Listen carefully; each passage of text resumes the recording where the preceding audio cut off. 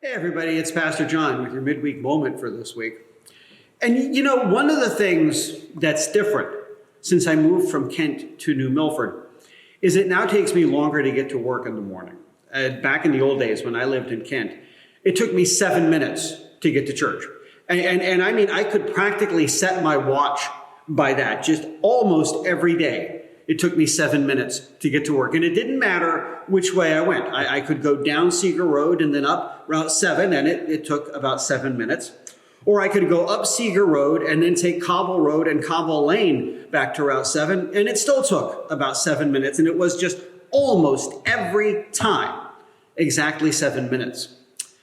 Today, though, on a good day, I suppose I can get here, on a day like Sunday morning when there's no traffic, or on a really good morning when the traffic is light. I can get here in 17 to 18 minutes, which isn't so bad. But then every once in a while, I have a morning like this morning. Because this morning on my drive up to church, I had to stop 3 times because the traffic was down to 1 lane because of road construction. And I had to do that between my house and Gaylordsville. And then when I got north of Gaylordsville, I got stuck between not 1, not 2, but 3 absolutely enormous trucks, none of whom were in a hurry to get anywhere, and all of whom must have been loaded absolutely to the gunnels because they took every bend on Route 7 at about 30 to 35 miles an hour. And as we all know, there are a lot of bends on Route 7. So, being sort of an impatient driver by nature, I was, as you might imagine, in a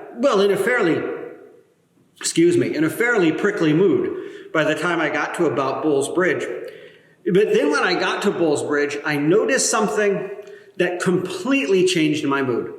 Because when I got to Bulls Bridge this morning, for the first time this year, I started to notice the green haze.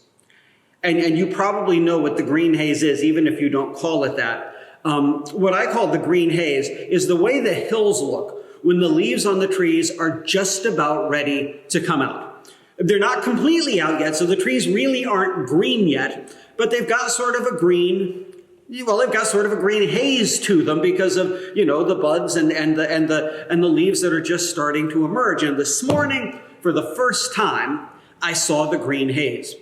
And that just made me feel great because, to be honest with you, there are few things that I enjoy more than driving up and down Route 7 on a bright sunny day when there are leaves on the trees. Because you've got some stretches of Route 7 that are shady, you got other stretches that are sunny, you got some that are basically sunny with a little bit of dappled shade, you've got the river off to one side. It really is just a beautiful drive. And it's a drive that I think we tend to take for granted because we make it so often, but it just reminded me that we really do live in a really beautiful area. And that got me thinking about the way we look at the world, the way I look at the world, and the way you do. And you don't need me to tell you that there's an awful lot that's wrong with the world. I mean, you've got wars, you've got inflation, you've got pandemics, you've got this, you've got that. I mean, if you're looking for things that are wrong with the world, you don't have to look very hard, and you can come up with a really long list. But the fact of the matter is, while it's true that there's an awful lot wrong with the world, there's an awful lot that's right with it as well. And there are an awful lot of things in the world that are absolutely beautiful. There is most of Litchfield County, for example. There's the Housatonic River.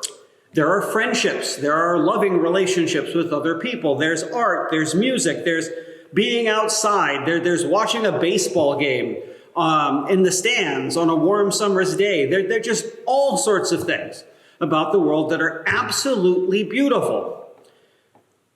But like I said, we tend to take those for granted, and we focus instead on the bad things.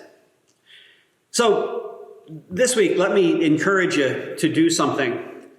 Find one example of surprising beauty in the world Maybe it's something that you take for granted. Maybe it's something you've never noticed before. But try to find one thing in the world that is surprisingly beautiful.